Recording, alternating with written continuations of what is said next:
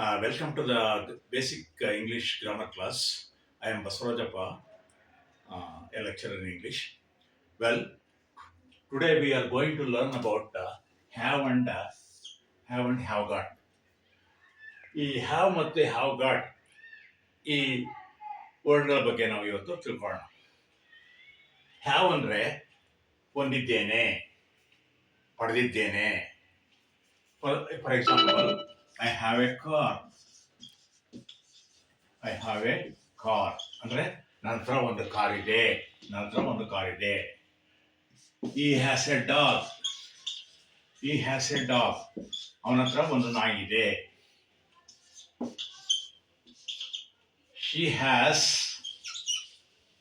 Has A cow, ಅವಳ ಹತ್ರ ಒಂದು ಹಸು ಇದೆ ಅಂತ ಅರ್ಥ ಆಗುತ್ತೆ. ಅಂದ್ರೆ ಹ್ಯಾವ್ ಅನ್ನೋದು ಪೊಸೆಷನ್ ತಿಳಿಸುತ್ತೆ, ನಾವು ಹೊಂದಿರತಕ್ಕಂಥ ವಸ್ತುಗಳ ಬಗ್ಗೆ ಹೇಳುತ್ತೆ.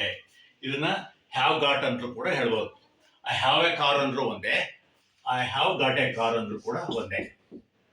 ಇದನ್ನ ಶಾರ್ಟ್ ಫಾರ್ಮ್ ಅಲ್ಲಿ ಹೀಗೆ ಹೇಳ್ತೀವಿ, ಹೀಗೆ ಬರಿತೀವಿ ನಾವು, I have got A car.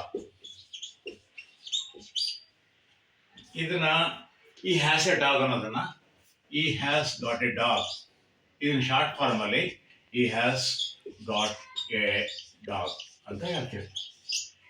ಇಲ್ಲಿ ಮೂರನೇದನ್ನ ಶಿ ಹ್ಯಾಸ್ ಎ ಕೌ ಅನ್ನೋದನ್ನ she has got A cow ಅಂತ ಕೂಡ ಹೇಳ್ಬೋದು, ಗಾಟ್ ಎ ಕೌ ಅಂತ ಕೂಡ ಹೇಳ್ಬೋದು. ಇದನ್ನ ನೆಗೆಟಿವ್ ಆಗಿ ಹೇಳ್ಬೇಕಾದ್ರೆ I don't have a car, ನನ್ನ ಹತ್ರ ಕಾರ್ ಇಲ್ಲ ಅನ್ಬೇಕಾದ್ರೆ I don't have a car, ನನ್ನ ಹತ್ರ ಕಾರ್ ಇಲ್ಲ ಅಂತ ಹೇಳ್ಬೇಕಾದ್ರೆ I don't have a car. ಹಾಗೇನೆ ಹಿ ಹ್ಯಾಸ್ ಎ ಡಾಗ್ ಅನ್ನೋದನ್ನ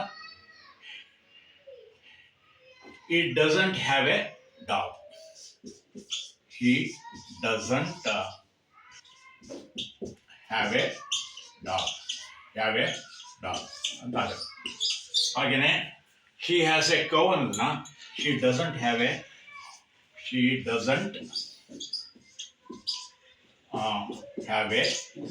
cow ಅಂತ ಆಗುತ್ತೆ. ಇದನ್ನ ಕ್ವಶನ್ ನಲ್ಲೂ ನಾವು ಕೇಳ್ಬೋದು.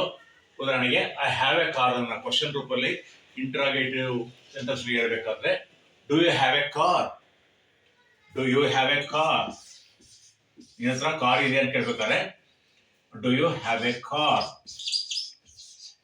ಅಂತ ಕೇಳಿ ಕ್ವಶನ್ ಮಾರ್ಕ್ ಹಾಕೋದು. ಹೌದು ಏನಾದ್ರೆ ಎಸ್ ಐ ಹ್ಯಾವ್, ಆನ್ಸರ್ ಇದಕ್ಕೆ yes I have, yes I have, yes I have ಅಂತ ಆಗುತ್ತೆ. ಇಲ್ಲ ನನ್ನ ಹತ್ರ ಕಾರ್ ಇಲ್ಲ ಅಂದಕ್ಕೆ I don't have a car, no I haven't, no I haven't ಅಂತ ಹೇಳ್ಬೋದು. No I haven't, I haven't ಅಂತ I have, I don't have ಅಥವಾ ಐ ಹ್ಯಾವಂಟ್ ಅಂತ ಹೇಳ್ಬೋದು. ಸೊ ಟುಡೇ ಬಹುಶಃ ಸಾಕು ಅನಿಸುತ್ತೆ. ನಿಮಗೆ ಲೈಕ್ ಆದರೆ ಈ ವಿಡಿಯೋನ ಲೈಕ್ ಮಾಡಿ, ಹಾಗೆಯೇ ಸಬ್ಸ್ಕ್ರೈಬ್ ಆಗಿ ಅಂತ ಹೇಳ್ತಾ ಇವತ್ತಿನ ಪಾಠನ ಮುಗಿಸೋಣ.